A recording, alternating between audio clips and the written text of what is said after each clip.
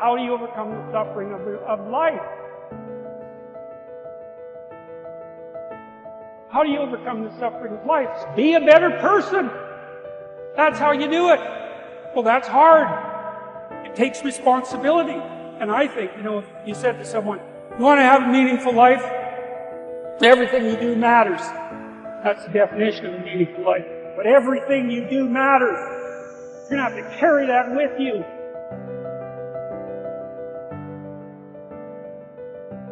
Do you realize that every day you thought you wasn't going to make it? Do you remember them days where you thought it was absolutely unbearable and you thought you wasn't going to endure that one? I'm telling you, do me a favor. Just don't let it break you. If you get past it, on the other side of it, it's going to be phenomenal. The ultimate resources are emotional states. If you're creative enough, can you find the answer? Yes or no?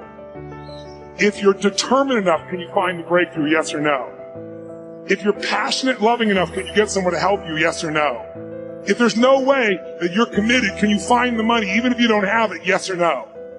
So I said creativity, decisiveness, passion, honesty, sincerity, love. These are the ultimate human resources.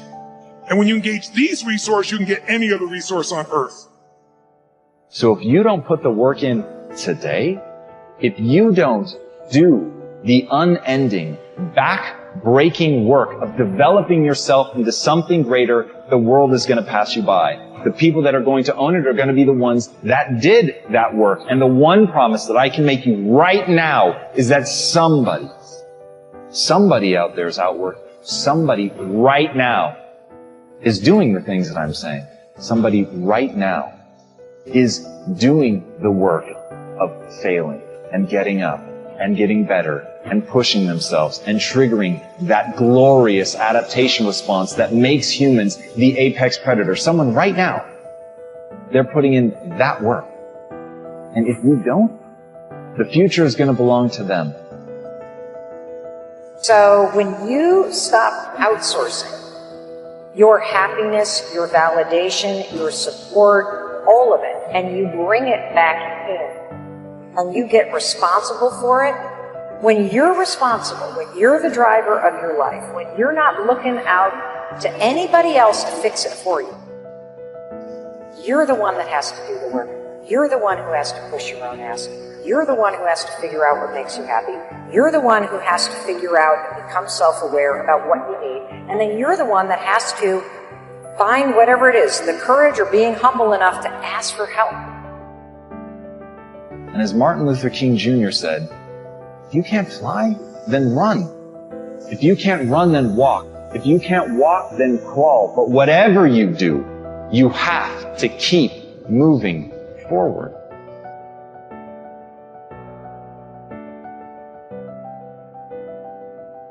Anybody that you feel very strongly about, have some negative feelings about, let's look at some good reasons to forgive them. Number one, you must try and see what has happened or see things from that other person's point of view.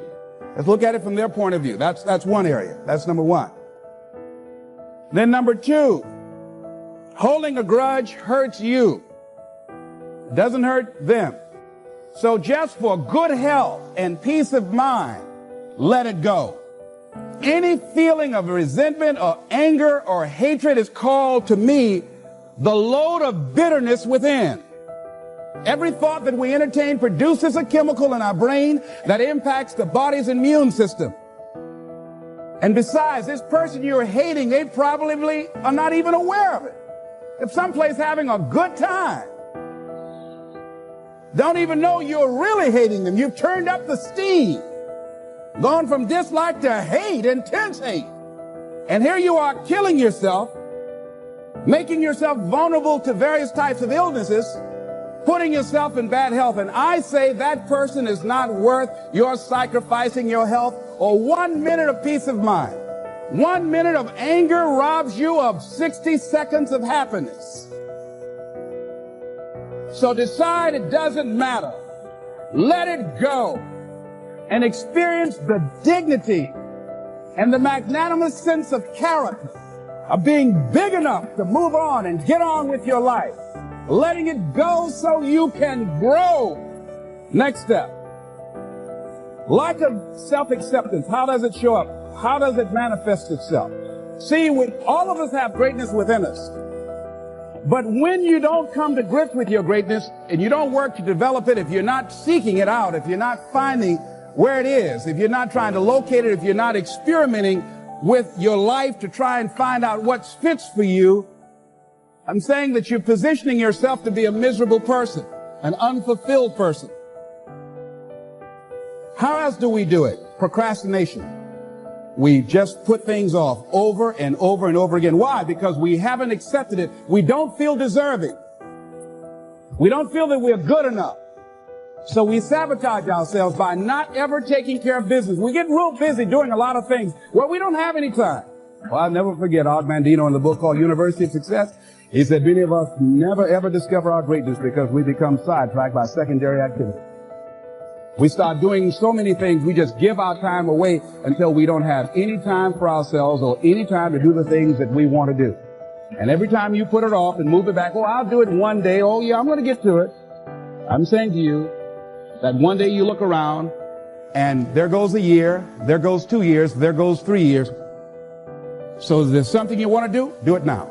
Do it right now. Don't put it off. Start right now where you are. There will never be a perfect, ideal time. Whatever you have going for you right now, that's enough. Work on that idea. Work on it, work on it, work on it.